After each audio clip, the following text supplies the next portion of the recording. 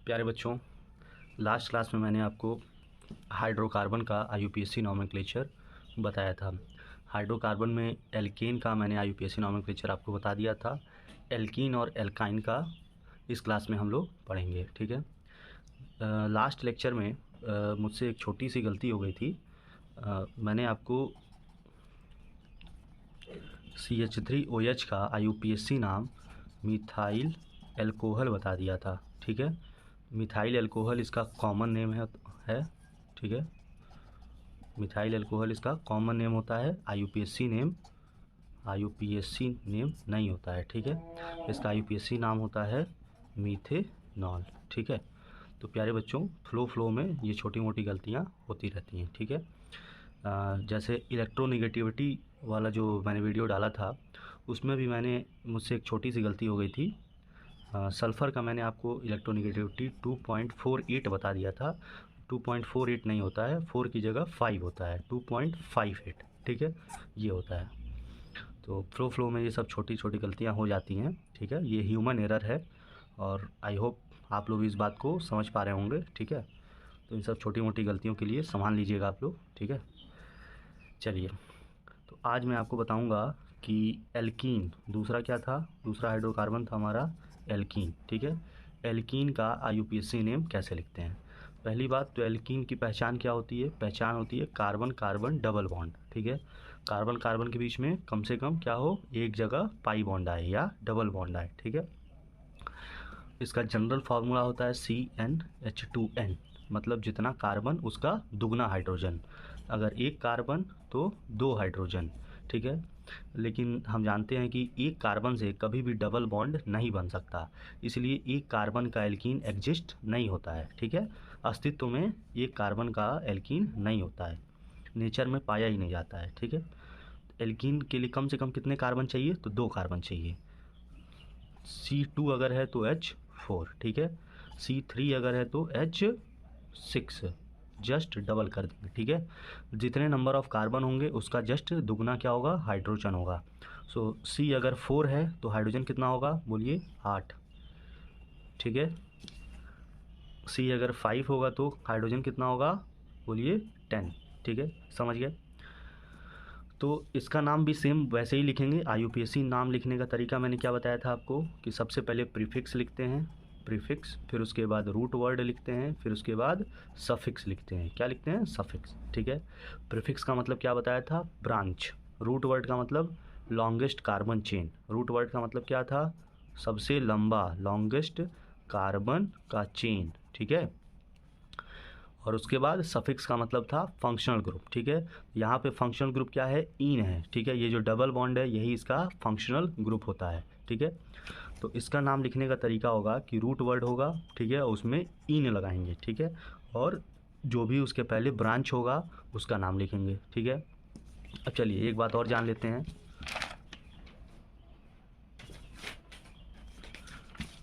देखिए, अगर एल्कीन से एक हाइड्रोजन निकाल दें तो इसका नाम होता है एल्कीनाइल, ठीक है। इसका नाम क्या होता है, एल्कीनाइल, ALKENYL, एल्कीनाइल। एक हाइड्रोजन निकालेंगे एल्कीन में से, बचेगा क्या, एल्कीनाइल ग्रुप, ठीक है। ग्रुप क्यों, देखिए ग्रुप क्यों कह रहे हैं, जैसे C2H4 है, ठीक है। इसका नाम क्या है, इसका नाम क्या है, ईथीन, इसका नाम है ईथीन। इसमें से हमने क्या निकाला, एक हाइड्रोजन निकाल दिया, क्या बचा, C2H3, ठीक है। C2H3 बचा, और यहाँ पे एक डैश लगाएंगे क्योंकि ये ग्रुप है, ये किसी से भी जाके जुड़ सकता है। तो इसका नाम क्या होगा, तो यहाँ से इन हटाना है और क्या जोड़ना है, YL जोड़ना है, ठीक है। नहीं सॉरी, यहाँ से सिर्फ E हटाना है, E हटेगा और YL जुटेगा, ठीक है। तो इसमें से E माइनस करेंगे और क्या जोड़ेंगे, YL। तो नाम हो जाएगा इसका नाम क्या हो जाएगा, ईथीनाइल, ठीक है। नाम क्या हो जाएगा, ईथीनाइल, ETHENYL, इथीनाइल। समझ पा रहे हैं। जैसे मान लीजिए C5H10 है, इसका नाम क्या होगा, 5 कार्बन होता है तो नाम क्या होता है, पेंट, और ईन है, पेंटीन हो गया, ठीक है।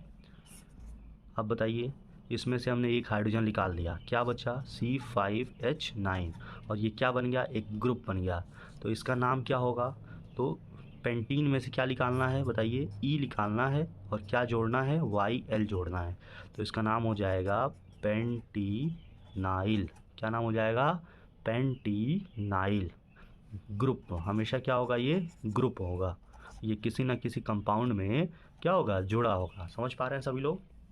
तो प्यारे बच्चों, आप लोग कमेंट करके बताइए कि ये हमारा वीडियो आपके कितना समझ में आ रहा है। ठीक है, तो पेंटीन से अगर एक हाइड्रोजन हमने निकाला तो जो ग्रुप बना उसका नाम हो गया पेंटीनाइल ग्रुप। ठीक है, एल्केन में भी मैंने ऐसे ही बताया था, एल्केन से एक हाइड्रोजन निकलता था तो क्या लगता था, एल्काइल ग्रुप। ठीक है, मेथ से मिथाइल, वैसे ही यहाँ पे एथीन से, बताइए, एथीन से एथिनाइल, पेंटीन से पेंटीनाइल। ठीक है, अब चलिए, अब हम लोग IUPAC नॉमेनक्लेचर शुरू करते हैं।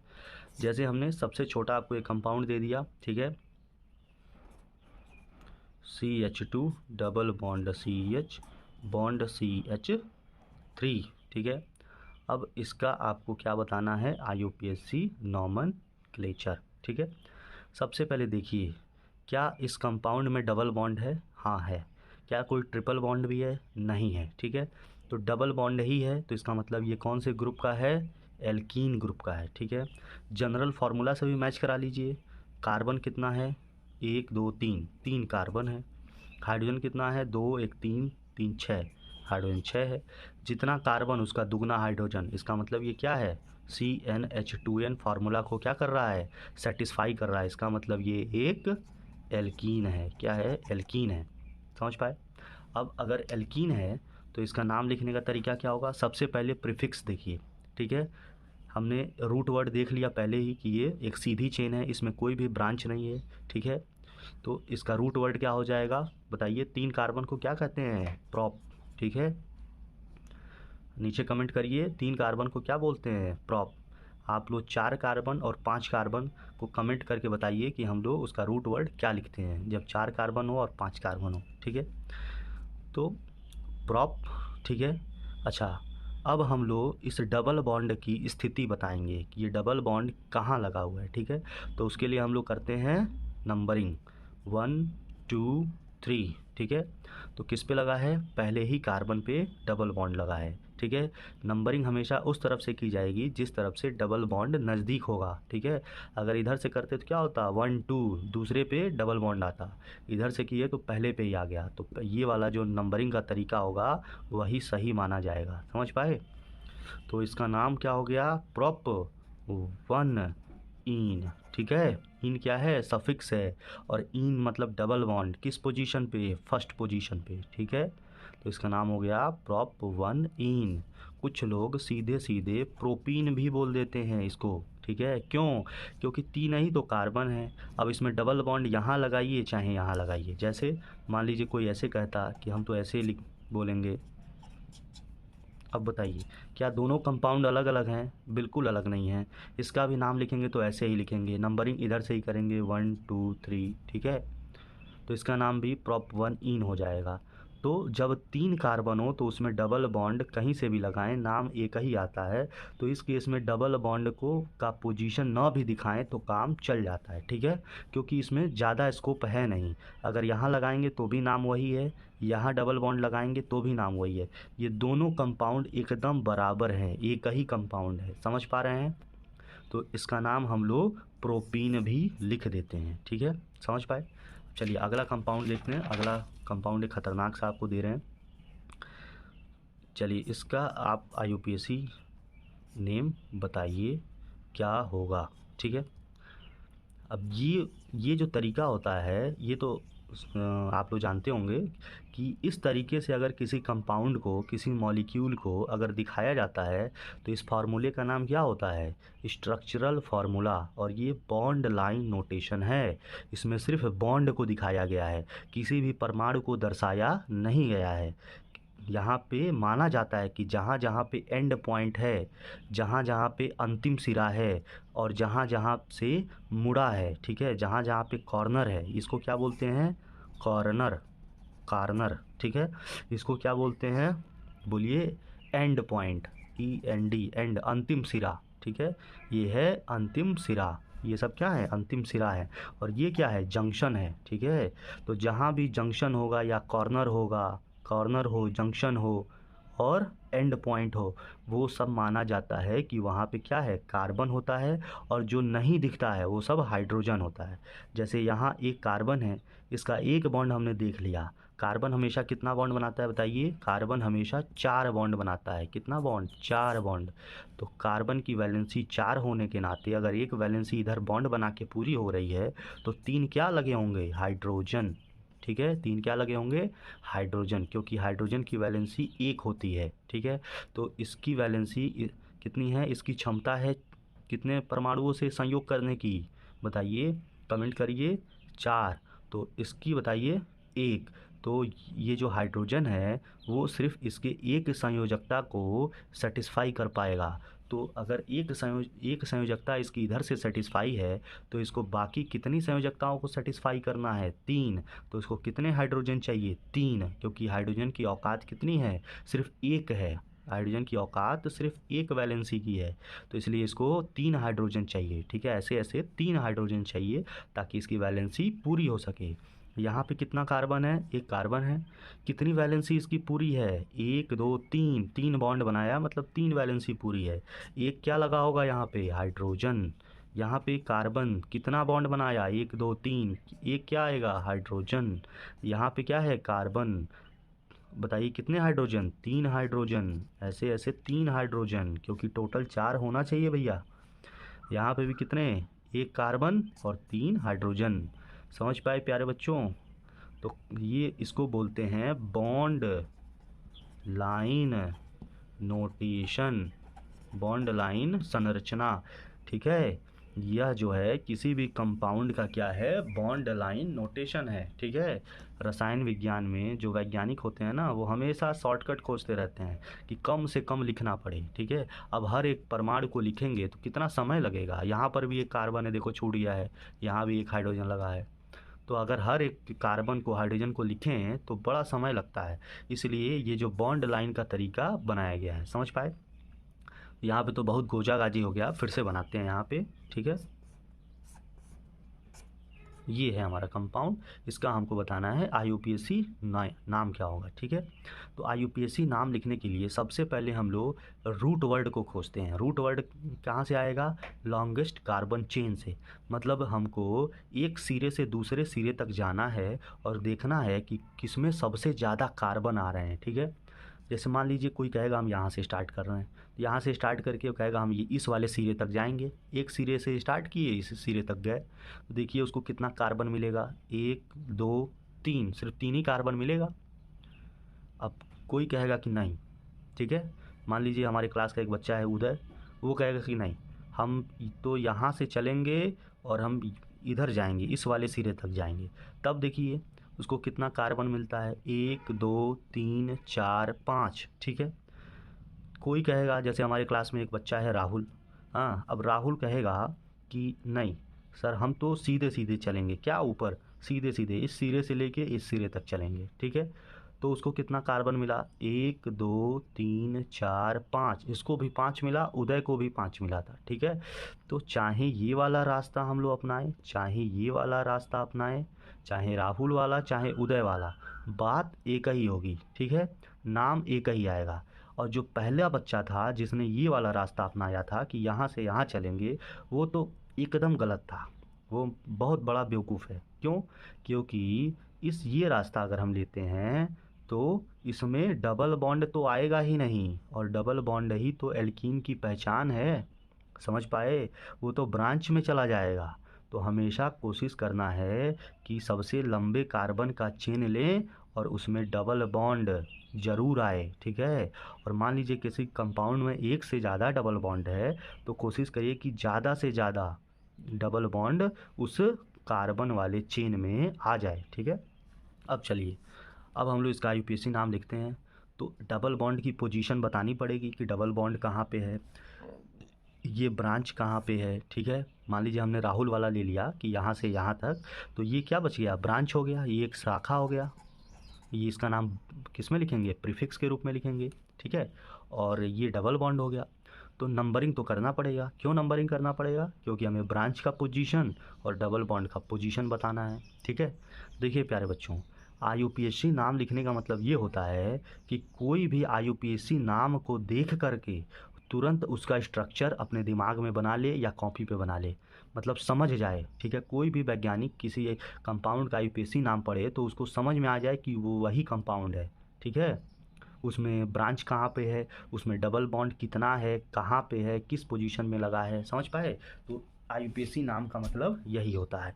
तो चलिए बच्चों, हम लोग इसका IUPAC नाम लिखते हैं। तो इसका अब हमने क्या खोज लिया, हमने रूट वर्ड तो खोज लिया। क्या खोज लिया कि ये जो 5 कार्बन का चेन है यही रूट वर्ड हो गया। तो रूट वर्ड 5 कार्बन के लिए हम लोग पेंट लेते हैं, तो पेंट लिख दिए, ठीक है। अब नंबरिंग करते हैं। नंबरिंग उधर से करेंगे जिधर से हमारा डबल बॉन्ड नज़दीक आए, ठीक है। तो इधर से अगर करते हैं तो 1 2 1 2 3 4 5। इधर से अगर करते तो 1 2 3 तीसरे पे डबल बॉन्ड आता, और इधर से किस पे आया, दूसरे पे आया। तो ये तरीका जो होगा हमारा सही होगा, ठीक है। तो चलिए इसका नाम क्या हो जाएगा, पेंट लिख दिए। अब बताइए दूसरे पे क्या है, दूसरे पे बताइए। अब हमें पहले प्रीफिक्स लिखते हैं, ब्रांच को लिख लेते हैं। पेंट तो हो गया रूट वर्ड, अब लिखते हैं प्रीफिक्स। प्रीफिक्स क्या है बताइए, ये क्या है, CH3 है ना। और CH3 का नाम क्या होगा, समझ पा रहे हैं, ये देखिए ऊपर ये क्या है, CH3 है, ठीक है। वही चीज़ है ना CH3। और CH3 होता है क्या, मिथाइल। लास्ट क्लास में आपको बताए हैं, अगर कोई वीडियो नहीं देखा है पीछे वाला तो जाके देखे इसका नाम कैसे मिथाइल हुआ, ठीक है। तो ये चौथे नंबर पे क्या है, तो मिथाइल है, ठीक है। 4 मिथाइल। कैसे लिखेंगे, हमेशा जो नंबर है वो लिखेंगे, ठीक है। मिथाइल कहाँ पे है, तो 4 पे है, तो हमेशा नंबर को पहले लिखेंगे, फिर डैश देंगे, फिर मिथाइल लिखेंगे, फिर पेंट, ठीक है। रूट वर्ड था ही। अब सफिक्स, सफिक्स क्या है, ईन है, ठीक है। सफिक्स इसका क्या है, एल्कीन हम लोग पढ़ रहे हैं ना, तो एल्कीन में हमेशा सफिक्स क्या लगाते हैं, ईन। तो ईन, लेकिन किस पोजीशन पे, दूसरे वाले पे, फिर डैश 2, फिर डैश और फिर ईन। अब प्यारे बच्चों, किसी के दिमाग में आएगा कि डैश कब लगाना है कब नहीं लगाना है। तो देखिए, जब भी संख्या को, ठीक है, अक्षर से अलग करना होता है तो हम क्या लगाते हैं, डैश लगाते हैं, ठीक है। जैसे यहाँ 4 आया, एक संख्या है, और यहाँ पे फिर मिथाइल आ गया, ये एक शब्द है ना, ये एक अक्षर है। तो इसको जो है, जब भी वर्ड को नंबर से अलग करना हो तो क्या लगाएंगे, डैश लगाएंगे। यहाँ भी देखिए, पेंट लिखे, फिर डैश लगाए, 2 लगाए, फिर डैश लगाए, फिर इन लगाए, समझ पाए। तो ये हमारा रूट वर्ड है, ये हमारा सफिक्स है। सफिक्स हिंदी में उपसर्ग कहते हैं, सॉरी, हिंदी में इसको प्रत्यय कहते हैं। और इसको, ये क्या है, प्रीफिक्स है। प्रीफिक्स जो पहले फिक्स हो, जो रूट वर्ड के पहले फिक्स हो। और प्रीफिक्स को कहते हैं उपसर्ग, ठीक है प्यारे बच्चों। प्रीफिक्स को हिंदी में कहते हैं उपसर्ग, सफिक्स को हिंदी में कहते हैं प्रत्यय, ठीक है। तो मुझे आशा है कि आप लोग ये चीज़ समझ पाए होंगे। ये काफ़ी आसान था नाम लिखना, ठीक है, और सबको आना चाहिए, ठीक है। चलिए एक और हम आपको देते हैं IUPAC नॉमेनक्लेचर, आप करिए। देखिए एल्कीन का ही एक कंपाउंड है, ये तो सभी लोग देखे होंगे, जान रहे हैं। ये स्वास्तिक है, हम लोग अपने घर पे बनाते हैं दीपावली पे, किसी भी पूजा पाठ के अवसर पे, ठीक है। तो ये स्वास्तिक का चिन्ह है। अब ये आम लोगों के लिए, मतलब साधारण लोगों के लिए, गांव के लोगों के लिए, या जो साधारण लोग हैं तो उनके लिए स्वास्तिक का चिन्ह है। आपके लिए नहीं है, आपके लिए एक केमिस्ट्री का कंपाउंड है, ठीक है। और इसमें अगर हमने मान लीजिए यहाँ पे डबल बॉन्ड लगा दिया, ठीक है, यहाँ पे डबल बॉन्ड लगा दिया और यहाँ पे डबल बॉन्ड लगा दिया, ठीक है प्यारे बच्चों। तो अब आपको इसका नाम लिखना है, ठीक है। इसका नाम क्या होगा, सोचिए।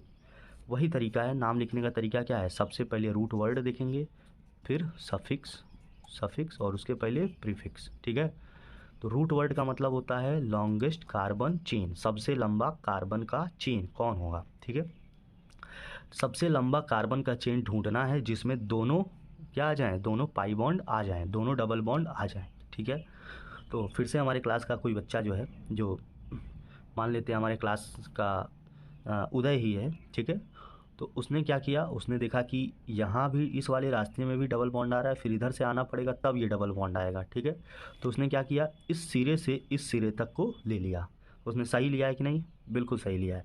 क्यों? क्योंकि इसमें देखिए 1 2 3 4 5 5 कार्बन आ रहे हैं, ठीक है, और इसमें दोनों डबल बॉन्ड भी आ जा रहे हैं, ठीक है। मान लीजिए किसी बच्चे ने कह दिया कि नहीं सर हम तो इधर से लेंगे, हम लेंगे 1 2 3 4 5, इसमें भी तो 5 कार्बन आ रहा है, ठीक है, या इधर चले जाएं 1 2 3 4 5, यहाँ भी सर 5 कार्बन आ रहा है, आप ये वाला ही क्यों ले रहे हैं? तो हम इसलिए ले रहे हैं क्योंकि इसमें दोनों डबल बॉन्ड आ रहे हैं, ठीक है, दोनों डबल बॉन्ड आना चाहिए, क्योंकि डबल बॉन्ड ही तो एल्कीन की पहचान है, वही तो इसका फंक्शनल ग्रुप है, ठीक है, वही तो इसकी पहचान है, ठीक है। तो इन दोनों डबल बॉन्ड को हमने इसमें ले लिया, यानी ये हमारा क्या हो गया? लॉन्गेस्ट कार्बन चेन हो गया। अब ये दोनों प्यारे बच्चों क्या बच गए? बोलिए क्या बच गए? ब्रांच। ये बच गए ब्रांच, शाखा। क्या बच गए? ब्रांच। अब इन शाखाओं को हम किस में लिखते हैं? आपको बता चुके हैं, प्रीफिक्स के रूप में लिखते हैं, ठीक है। तो इनका नाम लिखना शुरू करते हैं। सबसे पहले हम क्या करेंगे? नंबरिंग करेंगे। नंबरिंग उधर से करेंगे जिधर से डबल बॉन्ड नज़दीक आए। अगर इधर से करते हैं तो 1 2, इधर से करते हैं तो 1, पहले पे ही आ गया, ठीक है। चलिए नाम लिखते हैं 1 2 3 4 5, ठीक है। 3 पे क्या है? दो कौन से ग्रुप हैं? इनका नाम बताइए।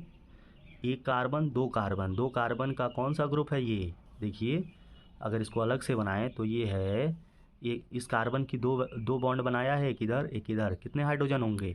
2, तो ये है CH2।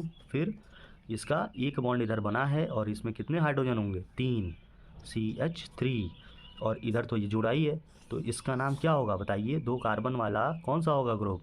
इथाइल, ठीक है। जिनको भी ये समझ में नहीं आ रहा है वो जाके पुराना वीडियो, इसके जस्ट पहले वाला वीडियो देखिए, ठीक है। तो उसमें मैंने आपको अच्छे से बताया है कि एल्केन से एक हाइड्रोजन निकालने पे एल्काइल ग्रुप बनता है, उसका नाम कैसे लिखते हैं, ठीक है। तो ये है इथाइल, और ये भी सेम है, ये भी इथाइल है, ये भी इथाइल है, और सेम नंबर पे लगा है, तीसरे वाले कार्बन पे ही लगा है ये भी।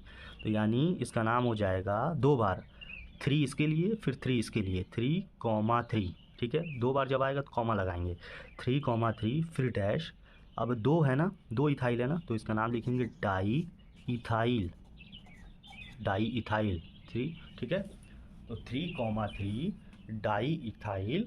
और बताइए बच्चों, बोलिए अब क्या आएगा? ये तो प्रीफिक्स हो गया, ये हमारा प्रीफिक्स हो गया। अब स्टार्ट होगा root word. Root word 5 carbon है तो क्या हो जाएगा? पेंट, ठीक है। रूट वर्ड खत्म हो गया। अब क्या स्टार्ट होगा?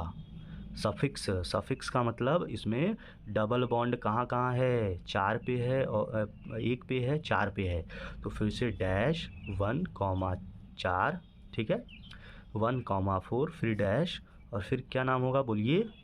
कितने हैं डबल बॉन्ड? 2 है ना, तो डाई ओ डाई ईन। डबल एल्कीन में क्या लगाते हैं? ईन। 2 डबल बॉन्ड है तो नाम हो गया डाई ईन, समझ पाए? अगर एक होता तो सिर्फ ईन, ठीक है, 2 है तो डाई ईन, तो इसका नाम कंप्लीट हो गया। ये है इसका IUPAC नेम। प्यारे बच्चों आज के लिए बस इतना ही। Thank you. Please like, subscribe and share. Okay, thank you.